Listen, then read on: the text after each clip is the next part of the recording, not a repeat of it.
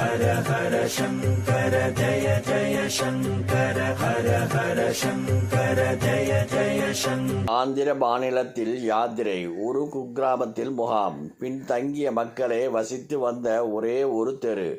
எனவே சற்று தள்ளினாற்போல் கிராம மக்கள் ஒரு கீற்று கொட்டகை போட்டு தந்திருந்தார்கள். கொட்டகை முழுவதும் பசுஞ்சாணி தெளித்து சுத்தம் செய்திருந்தார்கள். ஒரு மூலையில் மகா பெரியவாளுக்கு தனி இடம். கொட்டகைக்கு வெளியே நின்று கிராமத்தாருடன் சம்பாஷித்துவிட்டு சிப்பந்திகள் எல்லோரும் உள்ளே நுழைந்தபோது ஒரு தாய்ப்பன்றி 7-8 குட்டிகளுடன் உள்ளே நுழைந்து விட்டது. வெகு சுவாதீனமாக. சிப்பந்திகள் கற்களை வீசி எறிந்தார்கள். விரட்டி பார்த்தார்கள்.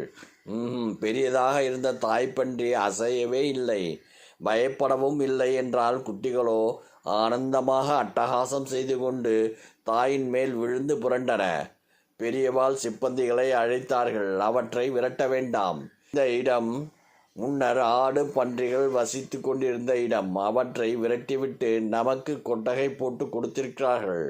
நாம் தான் நில ஆக்கிரமிப்பாளர்கள். பகவான் வராக அவதாரம் செய்து பூமியை ரட்சித்திருக்கிறார். அம்பாளின் அம்சமாக வராகி தோன்றியிருக்கிறாள். தெய்வங்களை பூஜை செய்கிற நாமே அவற்றை விரட்டி அடித்தால் எப்படி? அதுகள் தானாக போகிற போது போகட்டும். பகவானை பிரார்த்தனை பண்ணிக்கொண்டு இந்த பக்கமாக உட்கார்ந்திருப்போம். கொஞ்ச நேரம் கழித்து அந்த 4 கால் பிராணிகள் 4 கால் பாய்ச்சலில் வெளியேறிவிட்டன.